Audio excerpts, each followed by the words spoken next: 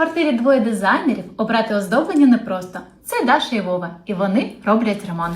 Я за дерев'яний дизайн, тому що це тепло, затишно і легко комбінується з меблями. А я за камінь. Це сучасно, трохи брутально і ідеально для кухні. Зате дерево додає спокою, виглядає по-домашньому і не боїться вологи. А камінь практичний, теж не боїться вологи, особливо біля плити чи мийки. Монтаж простий, є клеєва основа, знімаєш захисну плівку, прикладаєш і готово. Камінь теж на клеєвій основі, все без бруду інструмент. Ну добре, дерево у вітальню, камінь на кухню. Не сваріться через ремонт. З 3D-панелями компроміс знайдеться завжди.